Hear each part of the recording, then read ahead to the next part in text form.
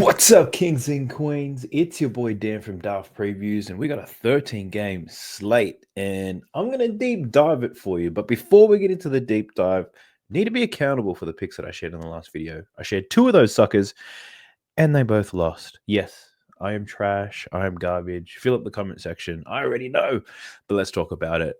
First play, we took Rudy Gobert for a double-double at like 21 points, 9 rebounds. Vucevic was killing him on the perimeter. He was contesting a lot of outside shots. It was a sweat and lost it anyway. So Gobert did it to me. The other one, Giannis, took a risk on his assists, relied on historical data too much, and he didn't get close to it. He was attacking the rim, shooting the ball whenever he wanted to. Not much assist in that game, if I'm being honest with you. So 0-2 from me. I do hope you did better because a lot of the leans that I went through absolutely cashed. I think the first thing that comes to mind is I said Jaden McDaniels. Love his over in the T-Wolves versus the Bulls. Man scored 19 points. His line was 9.5. So what I'm going to do, I'm not sharing any picks with you guys today. I want to deep dive this slate, not only for you, but for me. Deep dive this slate. I'll take a short list of the plays that I like. So then I can place my bets. So if you're interested in following any of my bets, check out my free winnable. You know I got you. But let's get into it, shall we? Let's go. If you've been watching these deep dives, then you'd know that this is Props Madness. Props Madness is the best tool that you can use for NBA player props. It's specifically designed for that. It gives you all the advanced data, a lot of data that a lot of people won't share with you, and it does make it a whole lot easier. So feel free to check this out. 7-day free trial in the video description below. I'm the only man on YouTube that can get you a discount. So sign up with the code DAFT and you'll get 25% off. So let's talk about it. First game we're going to go through is the Pelicans versus the Magic. And obviously Banchero's out. That's not news to anybody. He's going to be out for quite some time. Magic going to be relying on Franz Wagner a lot. But quick look at the lineups. This Pelicans team's decimated by injuries. Trey Murphy's a game time decision. Zion is a game time decision. But Hawkins, Jones, McCollum, Murray, they are all out. So Brandon Ingram has been carrying this team as of late, as well as Jose Alvarado. So I think they could be some really interesting looks. So I'll probably look at 4 players from this game. We'll look at Jose. We'll look at Brandon Ingram, Jalen Suggs, and Franz Wagner. Let's take a look at it. Now, Franz, his points line's at 24.5. He's only hit this in 2 out of 9 games this season. But I think if you want to get an accurate representation of how well he should play, you have to remove Paolo from the equation. So without Banchero in the lineup, he's covered this in 1 out of 4 games, averaging 20 points per game. So not very close to this. Did finally break out of it up against the Pacers with 28.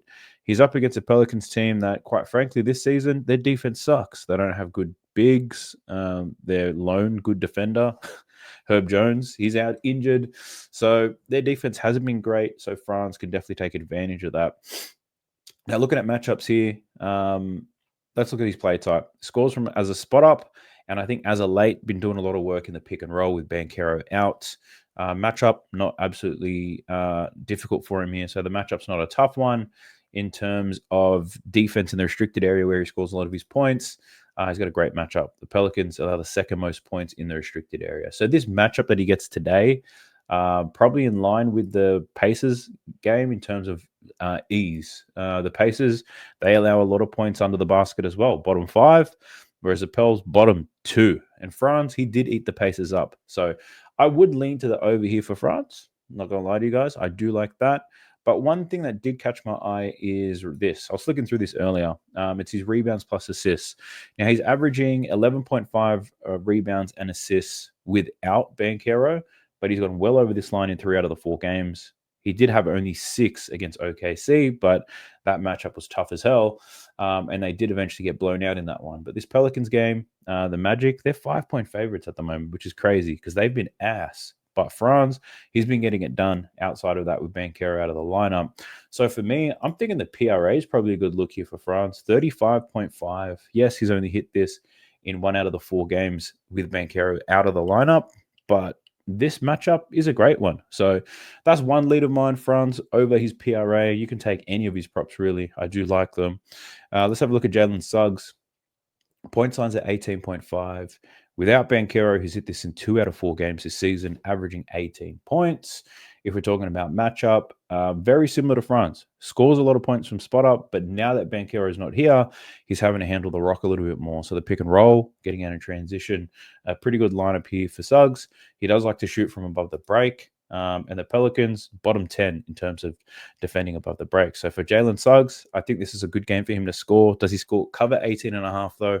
That I'm not very sure about. But very similar to Franz, you can see it. His rebounds and assist numbers pretty strong with Banchero out of the lineup. He's averaging 11 in the 4 games without Banchero. Only had 6 when they got blown out by the Dallas Mavericks. Outside of that, covering this line pretty well. So you probably wouldn't want to take both of them for the same props, but I do think they both have similar types of potential. Given the size here of Franz Wagner, I probably lean more towards him, but I'll leave it up to you guys to make your call on that. We don't have any lines up for Jose Alvarado or Brandon Ingram because Zion's a game time decision, but those are 2 players I'd be looking at closer to the game. Jumping into the next one, we got the Pacers versus the Charlotte Hornets. Andrew Nembhard's a game time decision, as well as Grant Williams and Brandon Miller. TJ McConnell is as well. So a lot of game time decisions, but I think they all play. TJ McConnell, he's probably on the questionable side, so we're not sure about him. So if we think about who's in and who's out, Halliburton could definitely get a big bump in his usage rate if Nembhard's not there. Brandon Miller looks like he's going to play, but LaMelo Ball's always a good look. Grant Williams doesn't move the needle too much, but at the same time, this Charlotte team is missing a whole lot of bigs. So I think Indiana, someone like a Pascal Siakam, a Miles Turner, a Mathurin, someone who's willing to take the defense on and get into the teeth, I can probably see them having a big game here. But let's talk about LaMelo Ball real quick. One of the more healthier members of the Charlotte Hornets, believe it or not. 28 points per game this season. His line for this game is at 28.5. He's covered this in 4 out of 8 games. Now, it's up against the Pacers today, who are terrible against his play type. Obviously, LaMelo scoring 12 points per game in the pick and roll, one of the best in the league. The Pacers team is bottom 3 in terms of defending that. Tyrese Maxey, who also has a different play type, a similar play type, he scored 45 points on the Indiana Pacers this season. So this could be a really big scoring game here for LaMelo Ball. And if we look at areas of the floor, the Pacers not typically strong anywhere, apart from denying the corners.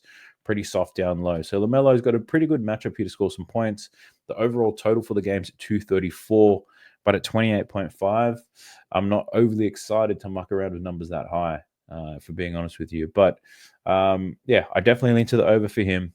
Now we've got Brandon Miller. This line for him is at 19.5, and he's only averaging 12.8 points per game. His last game against Detroit was his best game of the season, where he scored 19 points, 16 shots. Now, Brandon Miller does get out in transition, handles the ball in the pick and roll, gets to the free throw line as well. Similar type of matchup with LaMelo. Like, the matchup is good. But can Brandon Miller score this many points on him? That's my only question. Out of curiosity, I wanted to check how he went against them last year. All right, 4 games against the Pacers last season: 10, 21, 35, and 12. Just having a look here, it looks like 3 out of the 4 games there was no LaMelo Ball. The game that LaMelo did play in, he only managed to score 10 points. But Brandon Miller's a young guy. He's taken a leap this year for sure. So he definitely could be better. Let's have a look at Pascal Siakam. I don't want to look at Tyrese Halliburton. He killed my life the other day. But Pascal, his point line's at 22.5. Again, seems high. He's hit this only 3 times in 8 games, averaging under 20 points. His matchup against the Hornets is not a bad one because, no one is going to have a bad matchup against the Hornets. They don't play defense either. But Pascal scores in transition. He likes to score under the basket. The Hornets team, terrible at defending the rim right now. They give it up under the basket and they give it up above the break. That's the recipe for failure right there. Now, Pascal Siakam does get it cooking in multiple areas on the floor. So in terms of where he scores, I think that he's going to have his way. It just comes down to play type. Scoring in transition, scoring as a post, where they're awful at is that pick and roll game. So I'd probably be thinking about Miles Turner. The problem with Miles Turner is he doesn't roll too much. He's always bloody popping all the time. But let's take a look at his. He does score 36% of his points as the pick and roll man. So he's scoring a lot of his points from that pick and roll. In this type of matchup, he should be abusing that. So even though Miles Turner's only hit this in 2 out of 7 games, he's averaging 17 points per game. His line is at 18.5. I'd probably consider the over here, just given how great the matchup is. So we can see here that the Hornets dead last in pick and roll man defense. They're also one of the worst teams from above the break. All right, we showed you that earlier. It suits Miles Turner to a T because he does 73% of his points come from the restricted area and above the break 3-pointers. So Miles Turner, definitely a look. That's something that I like.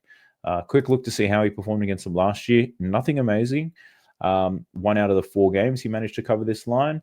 But you got to keep in mind last year, the Charlotte Hornets, even though they were bad defensively, they weren't just so depleted in the front court. So who was there? Mark Williams, Nick Richards, Bridges is out, and then Grant Williams is a game time decision. Like Taj Gibson did not sign up to this Hornets team to actually play basketball, and he's got to start this game. So provided Miles Turner doesn't get into foul trouble, I think you can see him having a great game here. Another person is probably Benedict Mathurin, who's projected to take a leap this year. He's averaging 16 points a game this season. His line's at 18.5. He has hit this in 5 out of his last 8, right? Super aggressive scorer. He scores right on the basket, a little bit above the break, gets out in transition. He's just a really good scorer overall. And the one thing about this Pacers team is anybody can give you some points. So in a game like this, it might be a little bit difficult to just nail down one player because there's so many and a lot of people could chip in. Sometimes with these types of games, you've got 2 teams that don't play defense. You might want to take a couple of players and do a parlay because you know there's going to be a lot of opportunities throughout this game. The question is, will there be enough opportunity for my man to cover his line? So that I'm not sure with. If you do happen to sign up to my free winnable, you'll get to see the picks I put out. I'll probably create a same game parlay for this specific game because I do like a lot of plays within it. So, but let's jump into the next one. We've got the Atlanta Hawks versus the Detroit Pistons.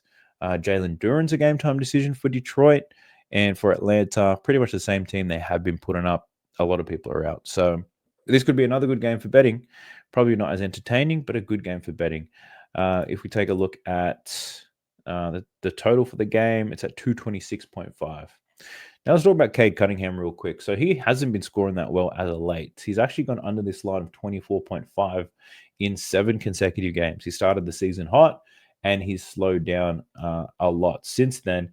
And it's not that he's been playing bad, Cade Cunningham. It's really just a volume thing. Hasn't been getting the volume.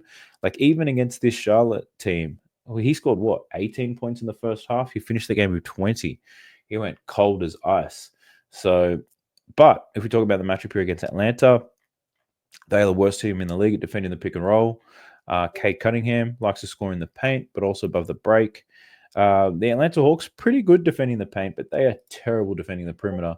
So I would expect someone like a Cade Cunningham, a Tim Hardaway to absolutely tear them apart here. So I think an interesting look for Cade Cunningham would probably be his 3-pointers made prop. It's a plus money play if you take the over, which is pretty crazy for someone like Cade Cunningham. He's averaging 2 3-pointers per game, and up against one of the worst defenses in the league, you're getting at plus money. Unless there's an injury report on Cade Cunningham that I'm not aware about, I don't see why he doesn't hit this. Like I get he's gone under this in 3 straight games now, but Brooklyn defend above the break quite well. The Lakers give up points in transition and under the basket. The Hornets, that was a good matchup for Cade. He just didn't shoot well. But up against Atlanta, who are equally just as bad defensively, Cade Cunningham to make 2 threes at plus money just makes so much sense to me. So that's one thing I'd be considering. Rebounds and assists, last 2 games, Cade Cunningham. 2 triple doubles back to back. Now he's up against Atlanta Hawks team that, give up a lot of assists. They give up a lot of rebounds. Does he do the triple double thing again? That I do not know. Quick look at the 2 games he had against them last season. 5 rebounds, 7 assists in one, 3 rebounds, 12 assists in the other. Scoring wise for Cade, he had a 43-point game against them, which is wild. Yes, a 43-point game. 3 from 5 from downtown, 16 from 24. And that was a game without Jalen Duren in the lineup. Very interesting. So Cade Cunningham, I think he can definitely have a strong game here. But we've got Jaden Ivey. He's been playing very well this season. Point line's almost at 20. His average is almost at 20. The point line's at 18.5. And his matchup against Atlanta is not too bad either. So Jaden Ivey does score as a spot-up shooter, believe it or not, but he scores in the transition as well. Pretty much a bit of both. In terms of where he likes to score, similar to most guards like him, around the basket and above the break, as we've clarified. Atlanta, pretty good, I guess, inside, but terrible on the perimeter. Jaden Ivey, his points prop, I'd lean to the over, of course, because this team doesn't play defense, but an interesting look could be this 3-pointers made prop. So his line's at 1.5, the same as Cade Cunningham's, right? but he's at like minus 120 or minus 125, which is pretty wild. He is averaging 2.1 makes per game this season. So, but I didn't think I'd ever see the day where Jaden Ivey would have worse odds than Cade Cunningham to make 2 3-pointers. But yeah, this is a game where I can see him splashing some threes. There'll be a lot of up and down stuff. The points will flow. If you think about 3-point shooting in this Detroit team, Tim Hardaway comes to mind. Most of his shot attempts are 3-pointers. His line for this is at 2.5. He's hit this in 7 out of 9 games, which is crazy. Averaging 3.1 3-pointers made per game. 65% of his points come from above the break, and we've already clarified Atlanta are terrible defending that. So Tim Hardaway, that makes a lot of sense to me as well. So yeah, this game could be another game that you just build some same game parlays for it. Well, I might. We'll see where I go. But there's a feeling in me that tells me Cade can bounce back. Jaden Ivey's been performing well. And Tim Hardaway, he doesn't even have to play any better than he has been. If he just keeps doing what he's doing, this 3-point line will cash. The odds for it aren't too bad, between 113 and minus 115. So give me that. Tim Hardaway is a good look. We also got to factor in Isaiah Stewart. If Jalen Duren's not there, what does he do? What type of production does he come up with? If we look at last season, actually, now that I got myself interested in this, he played 13 games without Jalen Duren. He averaged 10 points per game, and he averaged 7 rebounds. His line is at 8.5. Yuck. That seems a bit too high for me. So yeah, maybe honestly an under for Isaiah Stewart. His PRA, something you could potentially look at. He averaged 19.8 PRA last season. It's at 18.5. Yeah, he's up against Atlanta. Fuck that. Let's not talk about Isaiah Stewart. And then for this Atlanta Hawks team, Trae Young. He's not fucking from Korea. Trae Young, Jalen Johnson, and we'll look at the Rook real quick.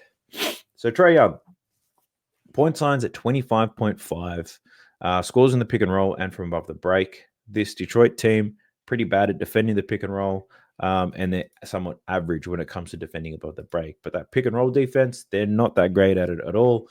But Trae Young hasn't been playing that well as of late. His shot percentages have not been great. And fair enough. He's getting a whole lot of heat, whole lot of attention. So scoring the ball, not necessarily going that well for Trae Young, and there's no sign that tells me this is the game where he does it. Detroit have improved defensively this year. They've got a defensive rating of in the top 12. Small sample size of games this season, but Detroit are not necessarily just pushovers, right? But another angle here, you could look at Trae Young's assists. His line's at 10.5. He's hit this in 5 of 9. He's averaging 10.9 assists per game, and he's up against a Detroit team. Unfortunately, top 10 in terms of assists allowed. They don't allow many points in the paint. Trae Young does get a lot of his points finding these bigs down low or people cutting to the basket. Might have to rely on a lot of shooters here. So I don't know. Do you want to be brave and take an under in the PRA perhaps for Trae Young? I'm not loving the over, is what I'm saying. But I'm not going to bet the under either. Jalen Johnson. So if you don't like Trae Young props, then you have to love Jalen Johnson, because these two together are the engine that pushes this Hawks team around. Without them, they do nothing at all. Jalen Johnson's points line's at 20.5. He's hit this in 4 out of 9 games, averaging 18.9. Jalen Johnson likes to score in spot-up shooting, and he scores in the restricted area, but he's a little bit versatile because he can get out in transition, make it to the free throw line and such. So this matchup, not necessarily a great one on paper, but at the same time, Jalen Johnson's been producing regardless. Points line does seem a little bit high at 20.5, but who knows? Who really knows? If we look at his shot chart, likes to score right under the basket. I wonder if no Jalen Duren makes life a little bit easier for him, but the points prop, not something I can get with right now. But this could be money right here. It's his assist prop. It is at 4.5. He's been killing it as of late with all the injuries. But yeah, 4.5 minus 125 to the over, minus 115. It's not a bad play, honestly, for Jalen Johnson. The potential assist number is very high, but they don't have a lot of scorers around him. So you're really relying on a few people to shoot well. I'm probably not loving this game as much as I thought I would, because Detroit's a little bit better than I thought they would be. So Jalen Johnson could get the assist. His rebound line's at 9.5. He could get there too.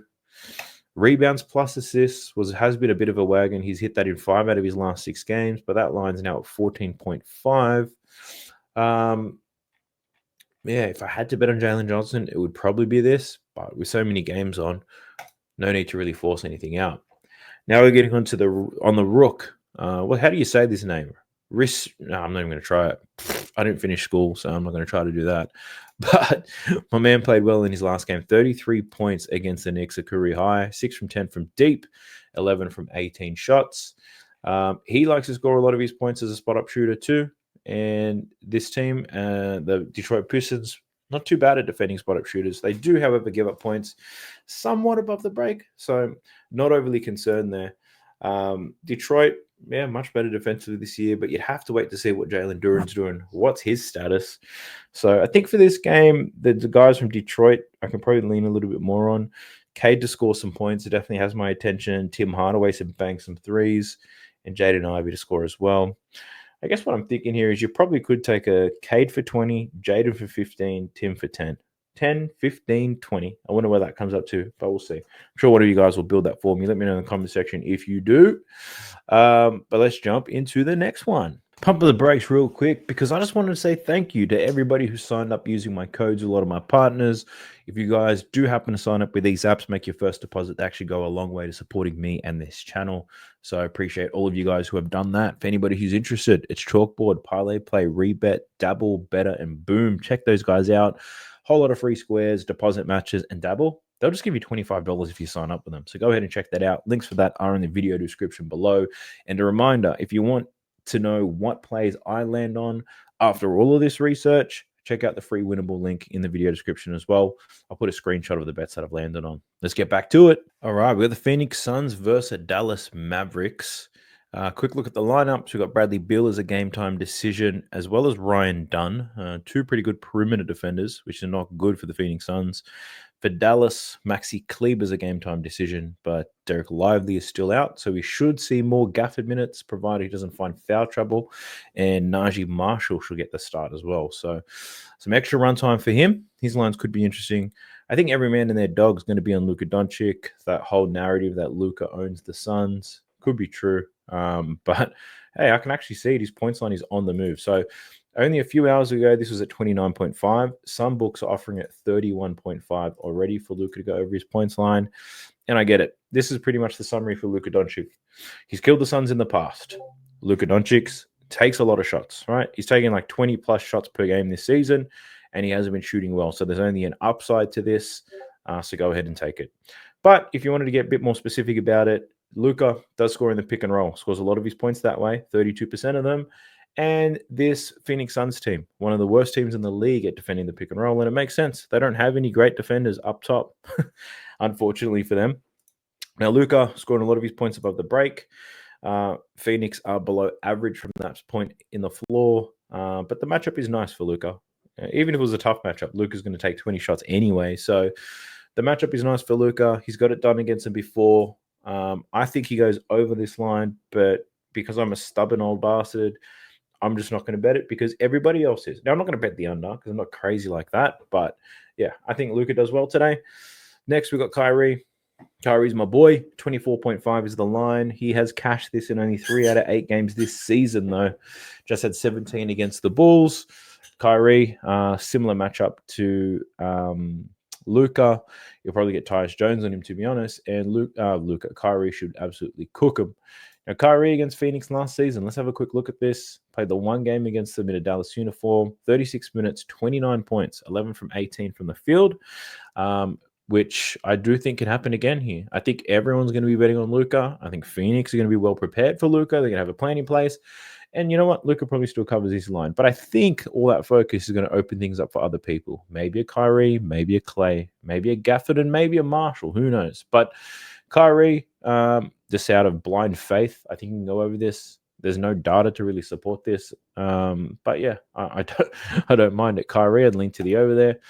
Klay Thompson. Now, Klay Thompson's scoring is very dependent on matchups. His line's at 14.5 in this one, which tells me his matchup is average, right? So Klay Thompson has a tough matchup. His line will be at about 12.5, 13.5. If he has a good matchup, it'll be at 16.5 or 17.5. Anywhere in between those, it means the matchup is average. Now, he's up against Phoenix today, and the matchup is average. He scores from the perimeter. Phoenix, average from perimeter. So for Clay, I've got no real strong lean here and over and under. He's going to play a lot of minutes. He's going to take a lot of shots. Does he shoot well? That's up to Clay Thompson. So no play there on Clay. Quick look at Daniel Gafford now because he is going to get a lot of run time. Had 17 points against the Chicago Bulls, which is pretty huge for him. Up against Phoenix, and his matchup is difficult. So he scores all of his points under the basket. Phoenix, top 10 at defending that. He scores a lot in the pick and roll. Phoenix, top 12 in defending that. Now, I'm not saying Daniel Gafford goes under here because the line is at 11.5, which is a pretty modest line. So I'd probably just avoid betting on Daniel Gafford, but you do you, boo. We got Najee Marshall. Now, I want to look at Najee Marshall purely because he's starting to see a lot more minutes being in the starting lineup. His line's at 7.5, only scored 8 points against the Chicago Bulls. Now, Najee Marshall, if we take a look at last season, you get a good idea of his play type. He's a spot-up shooter. He scored 45% of his points from the spot-up, scored in transition as well. So they're the two key things I'd be looking at here. And this team, the Phoenix Suns, it's a somewhat difficult matchup. So Najee Marshall can get over this line, of course. It's a low line, and I don't think the sports books have predicted his minutes correctly based on the line. I would lean to the over, but with 13 games on the board, with me trying to be selective these days, I'm not absolutely loving it, for being honest with you. Now we've got the Phoenix Suns, and if you've been following, I don't bet on the Phoenix Suns players because Booker, Durant, Bill, they all do the same type of shit to me, and it's hard to know who's going to go off when and where. But we do have D Book, and if you want to buy into the narrative, the whole Luka thing, then go crazy. If we want to look at last season's numbers, how did Devin Booker play against Luka Doncic and the Mavs? He did well in 2 out of those 3 games. 20 in the first meeting, then 46 and 35. Keeping in mind, Eric Gordon was out in 1, Bradley Beal out in the other. But so he's got the history of cooking the Mavs. Now, Booker had 2 games under this line. It's at 25.5. He's averaging 24 points this season. How's this matchup with Dallas? It's a tough one. He's scoring a lot of his points as a pick and roll ball handler, getting out in transition. Dallas, one of the better sides in the competition at defending those things right now on this limited sample size. Now, if you do buy into the narrative, then go ahead. Take the over in Devin Booker. If you're a bit more analytical and you trust the data, then probably avoid it. I wouldn't say bet the under here. But if you're like me and you kind of buy into both, just stay the fuck away. Let's look at KD. So KD's up against his old friend Kyrie Irving. KD played great this year, 27.8 points per game. His line's at 25.5. Scores in transition, loves shooting that above the break 3. The matchup against Dallas, look, again, somewhat difficult, very similar to Booker. But KD, no one can truly stop this man. He's going to get his shots. He's going to get his opportunities, that's for sure. And if I think about the roster, who's the man responsible for slowing down Kevin Durant? It's probably going to be Najee Marshall. And Kevin Durant has a big size advantage on him. So I think Kevin Durant's probably your best bet. At the same time, there's no wing defenders there who are going to slow down Devin Booker. I don't think an aging Klay Thompson can do it. An undersized Kyrie could do it. I don't think a fat Luka Doncic could do it. So Devin Booker and Kevin Durant, I think they're going to have their opportunities here to score. I just can't tell you which one goes over their line. To be honest with you, you might just want to take both of them for 20 and leave it at that. Kevin Durant scored 20 points in 7 out of 8 games this season. Devin Booker, 6 out of 8 games. You might just want to run with that against Dallas. Who knows? He did score 20 in every single game against them last season. And KD against Dallas, 16, 12, 23. So he actually struggled in those matchups. Very interesting. But there's no Derrick Jones Jr. anymore. So that does make it a little bit easier for KD. Let's jump into the next game. It's the Brooklyn Nets versus the Boston Celtics. Now, what do we have? For Brooklyn, they've got some outs, game time decisions, but none that are going to impact the starters. And for Boston, Cornet's a game time decision. Jaylen Brown and Porzingis are still out. So, I don't know. Do we run into the Jason Tatum experience again? I fucking hope not. This guy is stressful as. I didn't even bet on him the last time they played and I got stressed against the Warriors. But his line's at 29.5. It's actually come down since that last game. It was at 30.5 against the Warriors. The line's come down. He's covered this in 5 out of 9 games, averaging 30 per game. Now, if we talk about matchups real quick, Jason Tatum loves to score in isolation, shoot from above the break 3. He does have a difficult matchup here against Brooklyn, but he had probably the hardest matchup for his play type against the Warriors and still managed to get it done. It was a bit of a clench, but he got it done in the end of the day. If you look at how teams defend isolation, the Brooklyn Nets much better at it. How they defend above the break, the Warriors slightly better than Brooklyn. So tough matchup for Jason Tatum. Once again, back-to-back more difficult matchups. But you know, who on this Brooklyn Nets team can actually slow him down? That is the question. So Jason Tatum, I've got no lean on him. I'm not saying to bet the under because he's going to shoot the ball so many times, but I can't confidently tell you to take the over either. His assists have been inconsistent. Even his rebounds have been inconsistent. So one look you could take for Jason Tatum in a difficult matchup like this, you might just want to look at his under in his PRA. So that could be an interesting look.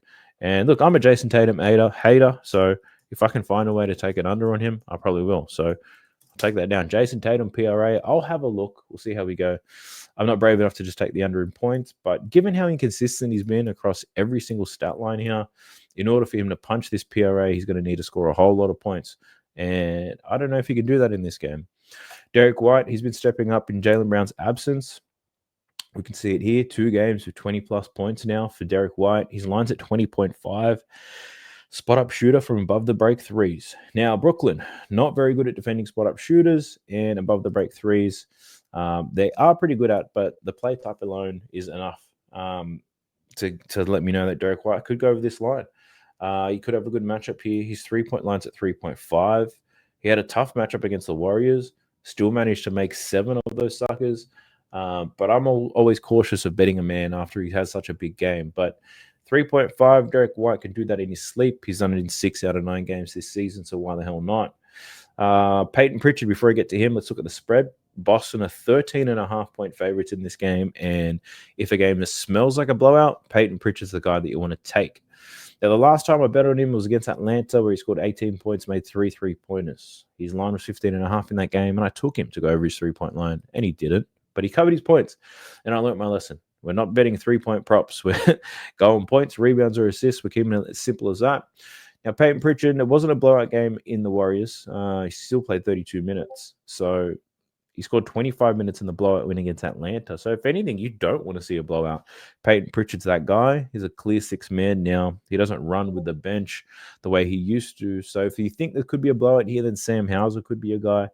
But Peyton Pritchard, his matchup, somewhat difficult. A good matchup when it comes to being a spot-up shooter, though. Gets out in transition.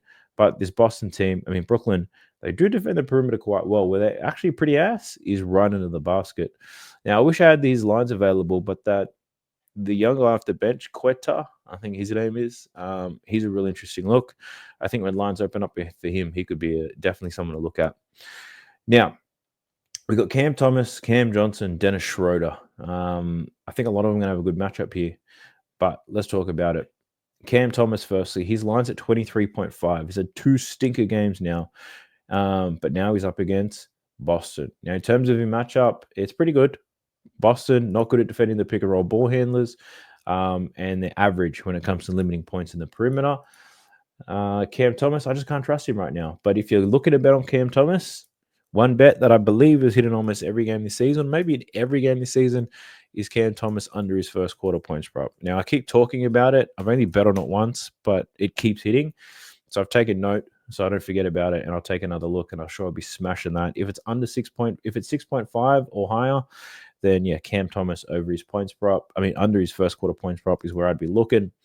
Next, we've got Cam Johnson. Now, this guy's been playing out of his mind, and it's partly why Cam Thomas probably been going under, because Cam Johnson been taking a lot of his shots. 2 games where he scored 20-plus points. His line is at 15.5. But Cam Johnson scores a lot of these points. 50% of his points come from spot-up shooting, and this Boston Celtics team does not give up points to spot-up shooters. I'll tell you that. This is partly why the point guards and they score a lot of points, is because Boston will not help off. They'll let them play one-on-one with their guards in Drew Holiday and Derek White, and spot-up shooters like Cam Johnson. They ain't giving him a damn thing. Now, he does score points in transition as well, but a lot of it is coming from the spot-up. I think this is a nice fade spot, so probably an under in Cam Johnson could work. Another look could be taking the under in threes, but his line's at 2.5, and he's averaging 3 3-pointers a game. He took 4 3-pointers in this game, 12 in that game. So the number of attempts, it does concern me. But I think just Cam Johnson, under his points is something that I want to look into. I think that's a pretty good look, knowing how Boston plays, but also knowing that Cam Johnson's been playing very well. So Cam Johnson's been playing well enough. He's going to probably be found on the tip sheet for Boston. And I think they devise a plan to shut his ass down. Dennis Schroeder, I think he has a good matchup here to score some points. Well, not that I think, I know so. He's averaging 19.9 per game. His line's at 14.5. His matchup is great. Brooklyn don't defend the pick and roll well, and obviously Dennis Schroeder doing a lot of shit in the pick and roll. Similar types of guards, or other point guards. We saw Steph Curry go off, LaMelo Ball, Jalen Green, LaMelo Ball again, Seth Curry, Tyrese Halliburton. All of these guys have covered their point line against Boston this season, and that's because they don't let them pass it off too well. Dennis Schroeder, though, a little bit up and down for my liking. You can see it in this graph. His rocks are diamonds. I'd lean to the over for sure, but a different look you can get is potentially a Dennis Schroeder under an assist. Now, the under an assist, I think, is a great play, but I wonder if Ben Simmons is playing. What's a Ben Simmons update? Give me a second while I Google this thing up. Ben Simmons. Let me check the news on Ben Simmons. It looks like he's good to go. So Ben Simmons is playing. So if we look at Dennis Schroeder's games with and without, let's look at with Ben Simmons in the lineup. These are his assists. With Ben Simmons in the lineup, he's averaging 6.3 assists per game. The games where he went over his assist prop is Atlanta, who are trash, and they are trash, and they play with a lot of pace. Memphis plays with a whole lot of pace as well, and Chicago play with the highest pace in the league. So if we're just looking at pace real quick, where are we at? Here we go. Opponent pace.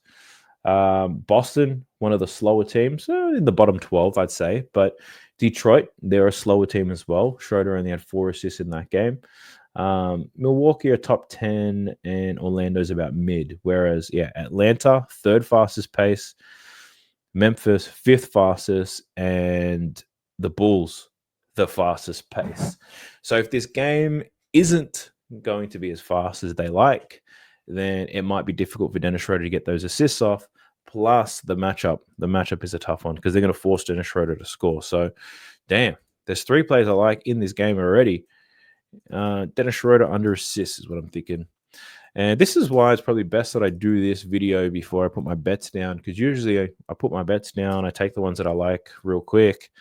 Not real quick, but I nail the ones I like when I look at it initially. Then I do the preview for the YouTube video, and I'm like, damn, I didn't see this. I didn't notice this. This is crazy. So that could be just the same game parlay if we're looking at all 3 of those, unless I can find a way to find my favorite one. I could have a look at that. But yeah, so there's 4 plays in that game, actually. If we're looking at fading Tatum, fading Cam Thomas, actually, they're all unders. Fading Tatum, Cam Thomas unders, Cam Johnson unders, and Dennis Schroeder. God damn. All right, we'll see where we go. But let's jump into the next game. Holy smokes, there's a whole lot of games here. This is criminal. How dare I put myself through this? Bucks versus the Knicks. Let me have a quick look at the lineups. What are we expecting here? For the Bucks, Giannis not a game time decision, even though he just played today on a back-to-back, and he was a game time decision in this game, but clearly not for this upcoming one. New York campaign, probably the only one, but again, pretty much full strength, these teams. So let's talk about it. Jalen Brunson's got an amazing matchup for this game. Everybody knows the Milwaukee Bucks don't play defense very well. They are awful in the mid-range, awful above the break. And we know that Jalen Brunson pretty much lives in those areas of the floor.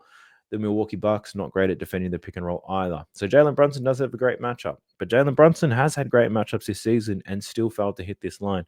The Knicks are 7.5-point favorites, which means I can't trust Jalen Brunson to get this because I feel like he needs to play a whole lot of minutes to make it happen.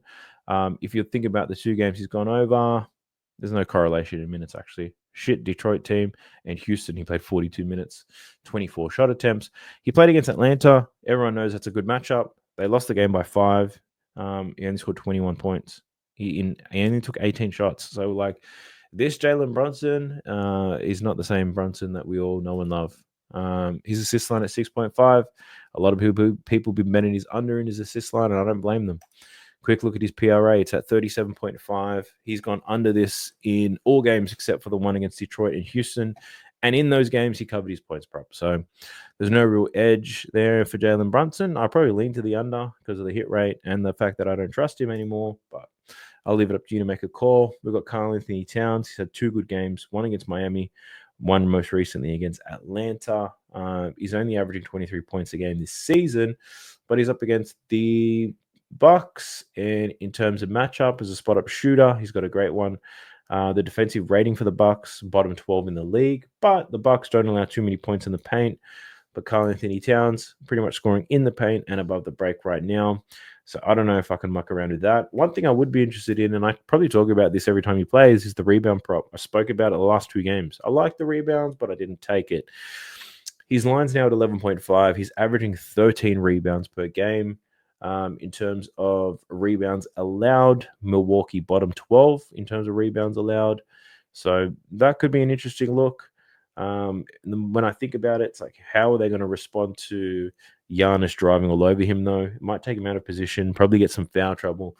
So that would be my hesitation on betting on Karl-Anthony Towns in this game. But taking a look at Milwaukee, it looks like lines are only available for Giannis. So maybe Giannis is a game time decision. But his points line's at 30.5. He just covered that against Utah. Matchup against the Knicks. Now, it's a tough matchup for Giannis, but keep in mind the Knicks haven't been great defensively this season. Bottom 10 defensive rating. But Giannis likes to score in transition. The Knicks are good at defending that. Giannis gets to the free throw line. The Knicks don't foul very much at all. Giannis scores in isolation. The Knicks been pretty good at defending that as well. So if we look at shot zones, they are a little bit soft in the paint, though. So Giannis can definitely get in there, get some work done. But not the most ideal matchup. But Giannis is Giannis. He's a freak. He can do whatever he wants out there. Just not get assists when I bet on him, obviously. So, yeah, no love for Giannis in his props. So I'm gonna have to pass on that. No, let's get into the next game. I think we're almost about halfway. I certainly hope we are, because I'm gassing out. I'm going to try to eat through this a little bit quicker. Let's hit some main ones. Firstly, Warriors versus the Cavaliers. This is a great game. These two teams, I believe, probably top of the table of their respective conferences. The Warriors, though, talking about their lineup, Draymond Green and Dean Wade are game time decisions, but so is Podziemski, Melton. Damn, that's a whole lot of game time decisions. So I'll probably just hit on some key plays and dip out of this one. I wouldn't bet on it until these lineups are decided anyway. But Donovan Mitchell lines at 24.5. His matchup is a tough one. Scores in the pick and roll, scores above the break, and the Warriors, top 3 defending the pick and roll, top 4 at allowing points above the break. So this is probably the hardest matchup Donovan Mitchell has had to have all season. Quick look at last season. Even though the Warriors were shit last season, Donovan Mitchell covered in 1 out of 2 games. I'd probably lean to the under, if I'm being honest with you. This Cavs team does share the ball around quite well, and Donovan Mitchell hasn't hit this line at a consistent basis.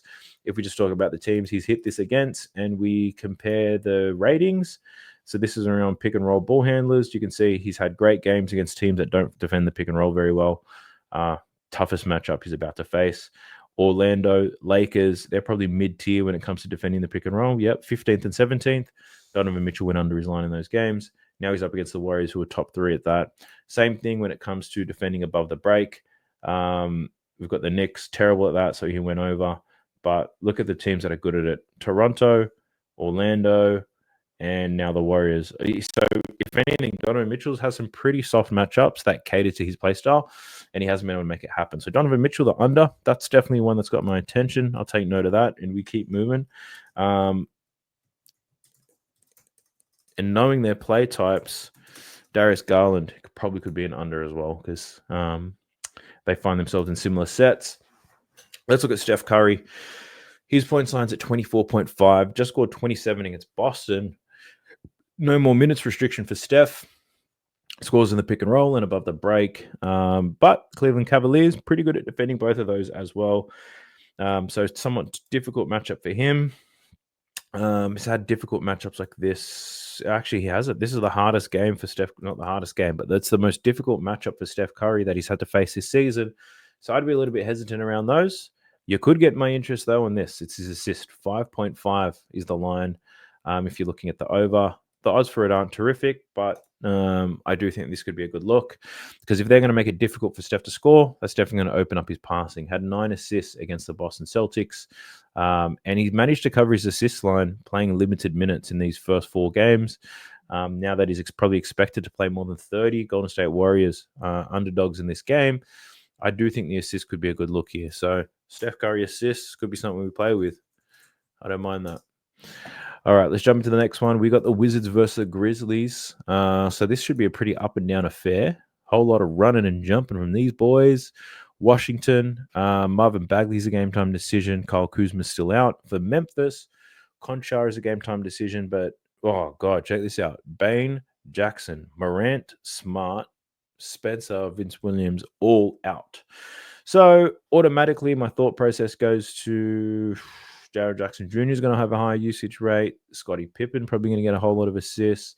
Jordan Poole probably scores a lot of points here. So let's see what we can find here. Jared Jackson Jr. I will never bet on, regardless of how good the matchup is. He's just way too inconsistent for me, and he always finds foul trouble. But his line for this game is at 23.5. The matchup for him is not the best in terms of his dominant play type and his shot zone. So I think there are better options out there. Having a quick look at Washington and where and how they play. So firstly, they play with a lot of pace, like a lot of shit teams. I feel like it's if you play fast in the NBA, you're probably going to lose by the looks of things. But they play with a lot of pace.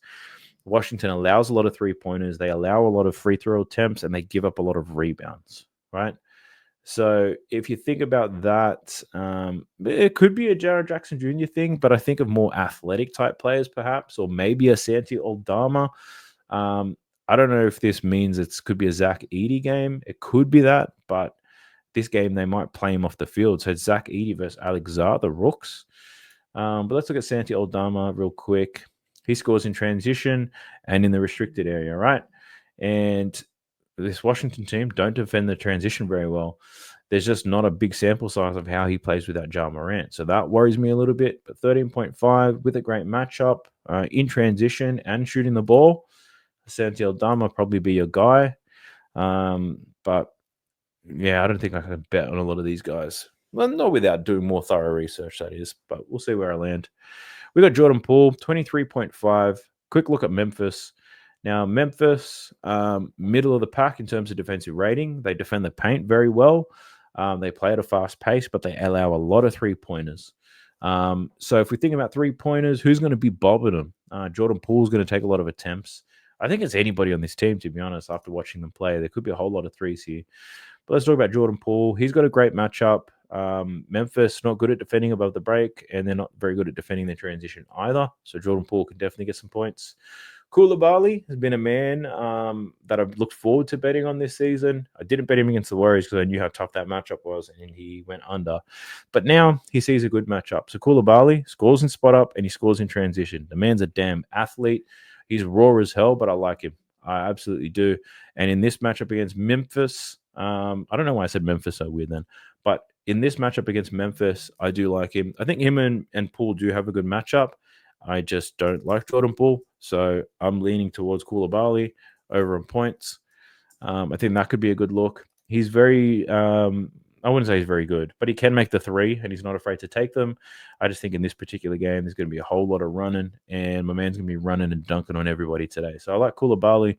Carlton Carrington, I think he got lucky in that last game. He's got a lot of points against the Warriors. There's not a big enough sample size of data for me to make a read on him. I don't know what type of player he is. Same as Keyshawn George. He had a great game against the Warriors. That's a fluke. 6 3-pointers. He attempted 17 of those suckers. My Lord. So this matchup could be great for someone like him if you want to get risky with it. His 3-point line is at 1.5. If you took him for 5, who knows what could happen. Alex Zar is up against Zach Edey today. His line's at 9.5. Now, Zach Edey is a problem inside, but Alex Zar has shown that he's not afraid to take the deep shots and shoot from outside. I wonder what it's paying for him to make 1-3. No, his line's at 1.5. That's no fun. So I'm going to pass on him. Let's get into the next game. It's the Rockets versus the Thunder. We got 4 more games to go, boys. Make sure you like the video, subscribe to the channel. Your boy needs your help. We got Shai Gilgeous-Alexander. He's the first person I want to go through. Probably going to be a popular player on the day, and here's why. Firstly, matchups. Steven Adams is a game time decision for the Rockets, and for OKC, the same guys who have been out will be out. But Shai Gilgeous-Alexander's covered this points line at 27.5 in 4 out of 8 games. He's averaging 26 points. Matchup against Houston for him. Not easy, but not too difficult either. SGA scores in the pick and roll. He scores in isolation, and he likes to get it score around the basket. Houston are probably average in all of those areas, so not good and not bad. SGA definitely capable of covering in this line. Probably killed them last year. Let's have a quick look. Head-to-head matchups against Houston. Da da da da da. Sorry, that's the McDonald's song. But this is why this is a popular pay. I think it's because he scored 30 plus points against the Rockets in all 3 games last season. Now, in these games, 18, 23, and 21 shot attempts. My question is he taking that type of volume this season? 19, 16, 14, 18, 20, 24. So not really. The shot volume for SGA is down. And one thing that you've probably noticed about him, SGA is taking a lot more 3-pointers than he normally would last season. So looking to extend his range, and he's not finding it right now. So I do lean to his over, but I don't see myself betting his over because you're really referring to last year's data. If that's the main reason you're looking to take it, I don't think so. This Houston team, Dylan Brooks is back. Jalen Green has some length. Not the best defenders, but I think Houston will be okay in terms of defending them. Jalen Williams, he's been cooking as of late, so he's someone who can take points away from SGA, definitely with the way that he's been playing, but his matchup is difficult. We got Chet Holmgren, who almost gave me a heart attack betting on him in the last game, but Chet Holmgren's got a somewhat difficult matchup, so there's no clear advantage here for any of these players in terms of play type. So if you're looking to bet on them, you're probably looking at usage and minutes. SGA is definitely going to get that for you. Or could someone like the Dortch Chamber come out and absolutely kill these guys? Who knows? Dort scoring a lot from spot ups, but this Houston team, they don't allow too many spot ups. So SGA probably the best bet here, to be honest, to go over his points line. But I couldn't separate them. So best for me to just avoid it. Now we've got Jalen Green. Now, one thing you got to know about OKC. Defensively, they've been animals this season, and they just lost to Denver, right? So OKC, number 1 in the team at defending the pick and roll by a long margin. Number 1 at defending above the break. Number 1 defensive rating. Number 4 in terms of points allowed in the paint. But they also play at a fast pace. So they play with a lot of pace, and they're animals defensively. So no clear edge on how you're going to beat them. And someone like Jalen Green, he scores 42% of his points as the pick and roll ball handler. It's going to be very difficult for him. 56% of his points above the break. So he's got the toughest matchup in basketball for his play type. And we've seen similar type of players struggle. James Harden has struggled against them. Most guards have struggled, actually. Surprisingly, Russell Westbrook, he's probably scored the most points against them as a guard, but not many of that was from the outside and above the break. He was attacking the rack. Jalen Green does have those capabilities, but can he score 20.5 against them? That's what I'm not too sure about. So I'd probably lean to the under there.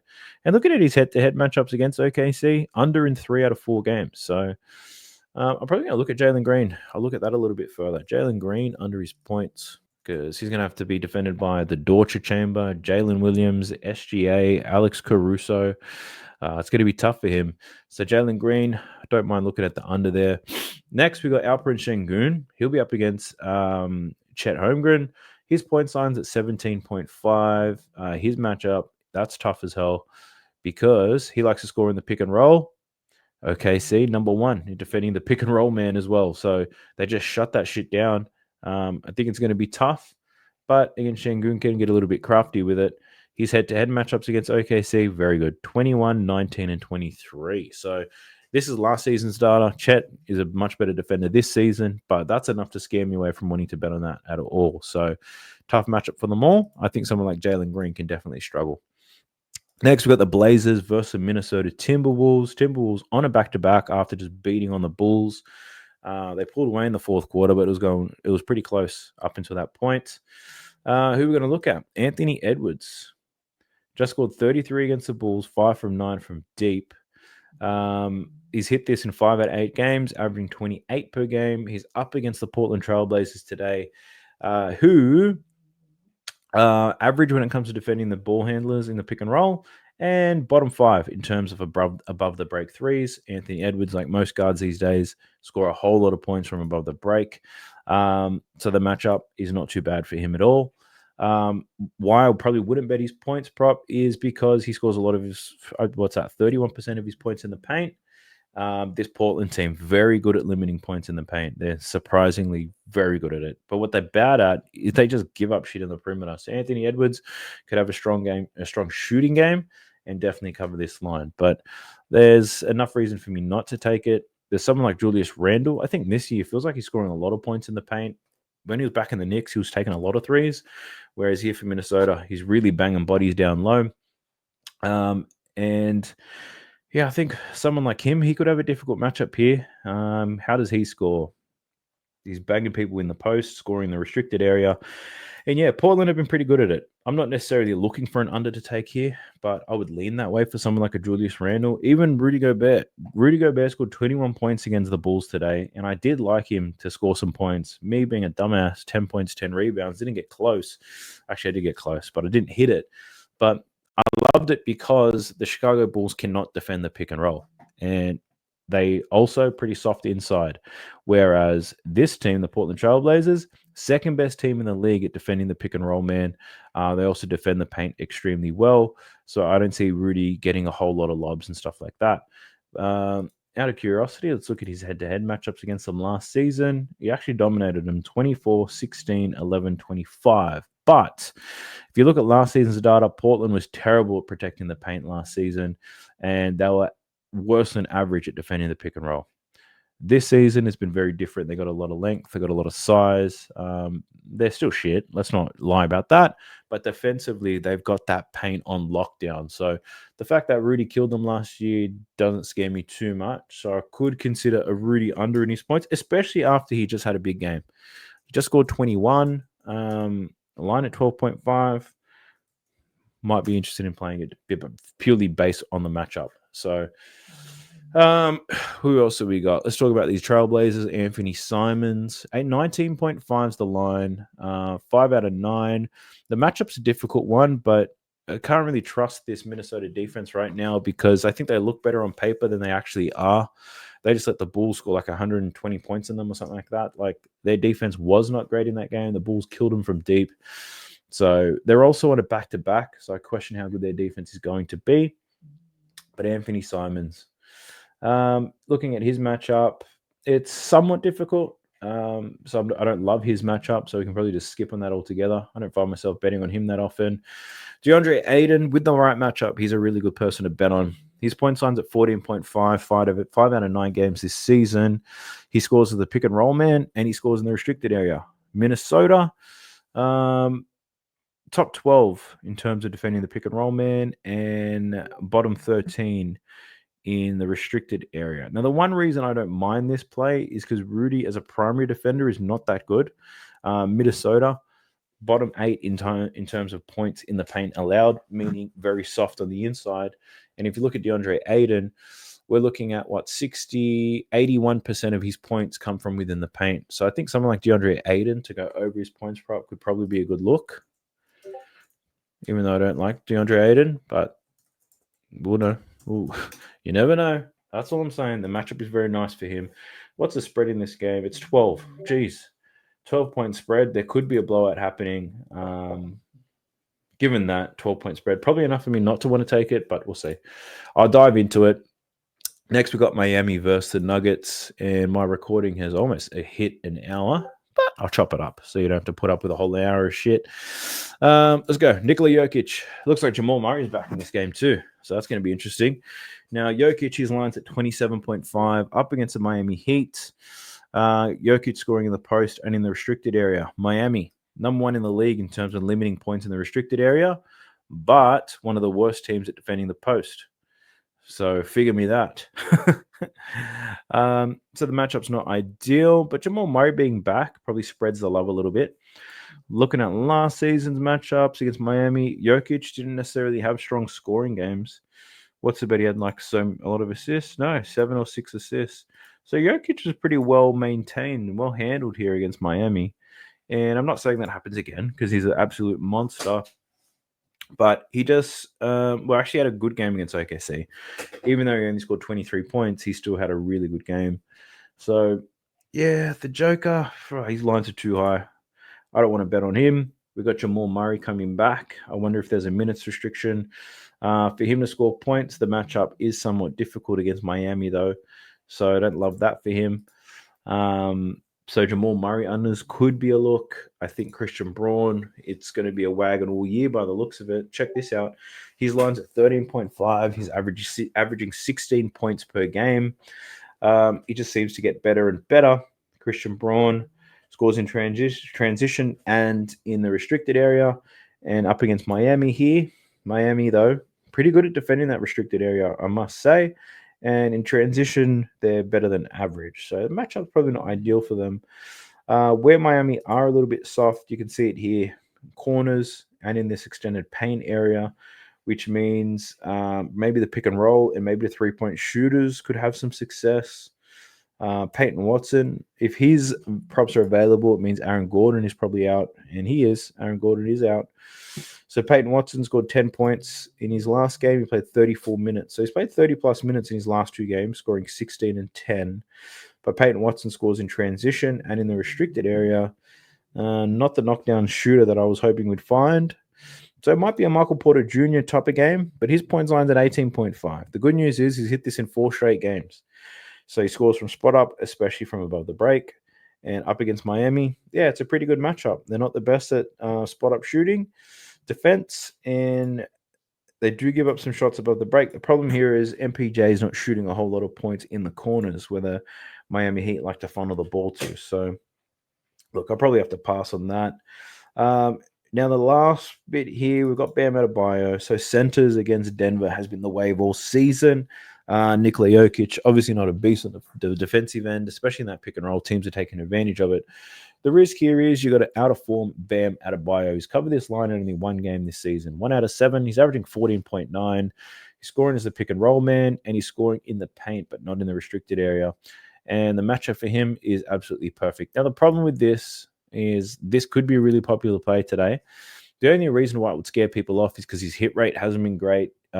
His shot volume's been there. He has been aggressive, believe it or not. Just total ass. So I think this could be a really big game here for Bam. Let's just look at his season against them last year. 22 and 17 points against Denver last season. And last season, Denver were probably average at defending the paint. This season, they are awful.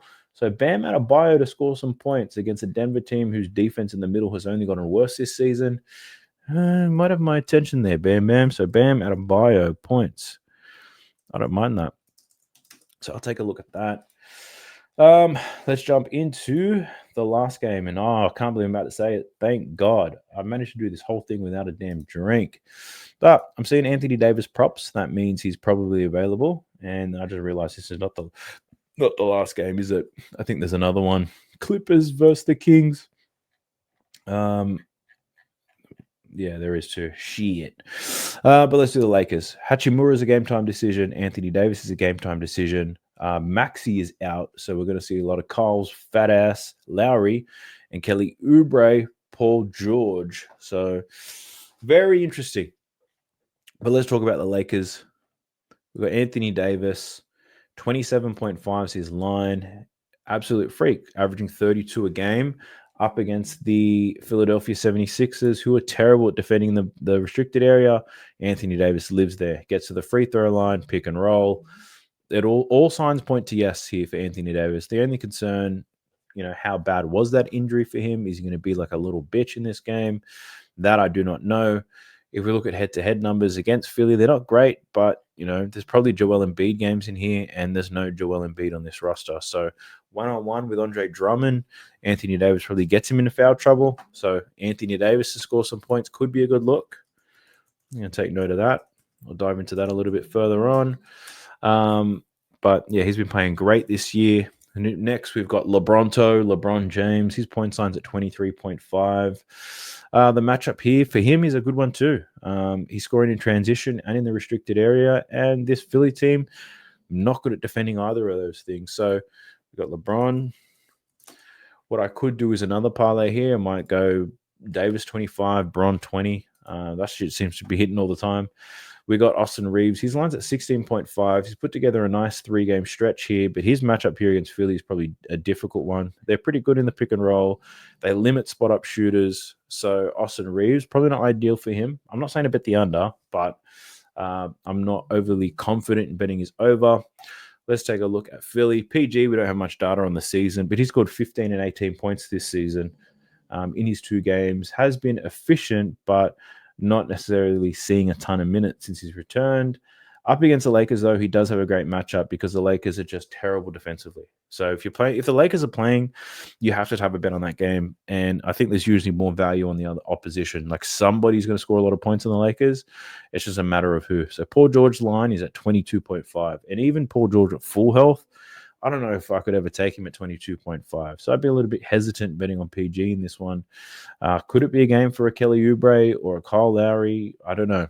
But Kelly Oubre's line's at 19.5. His matchup is not ideal. The Lakers do limit spot-up shooters, players who tend to dribble and drive. That they tend to give the Lakers some headaches. As a spot-up shooter, Kelly Oubre is probably not going to put too much fear into their hearts, but he's definitely more than capable. He does more than just spot up. He can get out in transition, handle the rock a little bit, but I'm not loving the numbers there. What about someone like Caleb Martin? He's definitely got some big game potential. We saw it back in the days for Miami. His point line's at 10.5. He's averaging 10.7 this season. He is getting a lot of minutes at that forward position. We'll probably continue to see a lot of minutes to help on their defense. I don't hate it. The Lakers' shit defensive rating. Caleb Martin kind of gets to the rim, can pull up from mid-range. Yeah, it's a pretty brave call, but yeah, someone's going to have a big game here. I just don't know who it's going to be for this Philadelphia team. We'll skip on the rest because they don't interest me. Let's get into this last game. It's the Clippers versus the Kings. It's the home stretch, baby. Once I edit this video out, it's probably going to be around an hour. So let's go. Clippers versus the Kings. What's the matchup? For the Clippers, no new changes to their lineup and very much the same as the Sacramento Kings. So we've got, let's look at DeMar DeRozan first. 23.5 is his line. He's averaging 25.6 on the season. He has hit this in 4 straight games, but 2 of those games, or 3 of those games against shit defenses. This Clippers team, a little bit better. Top 6 defensive rating. They don't allow points in the paint. DeMar DeRozan, the matchup's not ideal for him. The Clippers have a lot of players kind of built to defend people like DeMar DeRozan. I'm not saying he goes under, but I'm not going to just quickly jump to the over there. So I don't love that for DeMar, but he can probably still have a good game. We've got De'Aaron Fox, though. Pick and roll ball handler, scores in the paint, just not in the restricted area. His matchup, somewhat difficult. The Clippers, top 10 in both of those categories. The Clippers also play slow as fuck. And when you're slow as fuck, Fox might get a little bit itchy. So the matchup's not excellent for De'Aaron Fox either. Look, to be honest, the matchup's probably not going to be good for any of them. But the Kings have been difficult to bet on this season when it comes to player props because, DeRozan, Fox, Sabonis, and Murray, sometimes Monk, are going to score a lot of their points. So it's hard to really hammer their lines. A lot of the times, that's my dog snoring her head off. And this could be a game for the parlays, or it could be a game to avoid. Sabonis, his line's at 17.5, under in all 4. The matchup for him is another difficult one. Scoring in the pick and roll, scoring from the restricted area. This Clippers team's been pretty good defensively all season. Now, the problem is, even though I think the matchup is difficult, you're not going to have every single player going under here for the Kings, right? So someone's going to score some points. But maybe Domantas Sabonis gets some assists. His line's at 6.5. He's been diamond up like crazy. The Clippers, though, are the second fewest assists in the league. Now, that doesn't mean Domantas Sabonis doesn't get them. What we're saying here is it is a tough matchup for them. His rebound line at 12.5, shit, that could be tough too. So I think maybe it's got to be a Keegan Murray, Malik Monk, Kevin Huerter thing, because I do know that the Clippers pretty soft at above the break, but anything going to the rim, they're pretty good at slowing down. So someone who's going to shoot a lot of threes is a Keegan Murray. He scores 27% of his points from above the break, but also gets down low. He's a spot up, gets out in transition this season, but he's also in this as a spot up shooter. Again, it's not the best matchup in the world. Malik Monk, what has he got? He's getting out in transition. So this game is difficult because it's a matter of pace. One team wants to play fast, another wants to play slow. We don't know what type of tempo it's going to go in. So, yeah, I think Kevin Huerter is probably going to be a popular play today, and I'll tell you why. We've got 5 straight games of green, and sports bettors like seeing green, so we've got 5 straight games. We also have a good matchup. Like I said, the Clippers don't let in points in the paint. You don't have to worry about that because Red Velvet here doesn't score too many in there. As a spot-up shooter, he'd be killing them. Now, spot-up shooters had some success against this team. Lou Dort, Isaiah Joe. They got some buckets on this team not long ago. Shit, and rum and everything. But Kevin Herter to score some points could be a good look. But I feel like that was so easy for me to find. Everyone should be able to find this. And if someone does find it, they're probably using this tool. But yeah, Kevin Herter's a look. Let's get into these Clippers. James Harden, points props 22.5, under in 3 straight games. And these 3 games, mostly difficult matchups for him. Outside of the Spurs game, actually. He just sucked in that one. But let's talk about the Kings. James Harden scores as a pick and roll ball handler and shoots from above the break threes. This matchup with the Kings is somewhat difficult. The Kings, where are they? They give up points in the paint and they give them up in the corners. And James Harden scoring a whole lot of stuff above the break right now. But if I look at this graph, I'm probably thinking this could be a Zubac game. This could be a Powell game. This could be a Jones game. So let's have a quick look at all those players because James Harden does not excite me when it comes to scoring the ball in this game. His assist line is at 9.5. This Kings team does give up some assists, and that's partly because they play with a lot of pace. But at the same time, Harden has not been racking those things up. He has looked a little bit sluggish as of late, and who knows, he might be getting tired. They've been working him like a dog. So there's that. Let's talk about Norm Powell for a quick second. What's Norm Powell got? He's averaging 25 this season. His line's at 21.5. He's hit this in 5 straight games. His matchup against the Kings is difficult if he's going to rely on transition buckets. The Kings, they run a lot. They get back in transition as well as they get up in transition. But they're the worst team in the league at allowing spot-up shooting, and Norm Powell is a very capable spot-up shooter. So, like I said, this could be a Powell game. It very well could be. So, I don't mind his over in points. It could be worth a look. But let's take a look at my man Zubac. Let me down in that last game. And he did 20 when he versed the Sixers. Refused to shoot the ball much in the second half. He was 7 for 9 too. What a coward. Now, Zoo scoring all of his points in the paint. As I mentioned, the Kings can be somewhat soft in there. The Kings, if we look at points in the paint allowed, ranking 12th in the league this season. This matchup is not the best one for Zubac. His rebound line's at 10.5. So I'm assuming he struggled against Sabonis and the Kings in the past. Let me just check that. Under his rebound line in 3 out of 4, and his points line under that in 3 out of 4. So, yeah, Zoo hasn't necessarily performed very well against Sabonis in the past. Doesn't mean that continues to happen, but just calling that out. I just wanted to take a look at Derrick Jones. Yeah, I thought this would be the case. His line's at 8.5. He's averaging 10.6. He's hit this in 7 out of 8 games this season. Now Derrick Jones, he dunks the ball a whole lot. Kings don't allow too many of those to happen. He can hit some corner threes, though, and the Kings can be a little bit soft there, but it's a very small sample size, and I do understand that this matchup is probably a difficult one for him, so I get it. Now, I got a whole list of leans and a whole lot of things that I want to dive into, so I'm pretty sure I've gave you a lot of value in this video. If I did, like the video, leave me a comment for the algorithm. Let your boy know if you made it this far into the video, and also tell me what are the best bets that you're running on this 13-game slate. There's a whole lot of options out there. I'd love to hear your opinion on what it is and what are the reasons why. But look, best of luck to you, best of luck to me, best of luck to us. Be sure to check those links out in the video description. They all help me out. I'll catch you guys in the next one. Peace.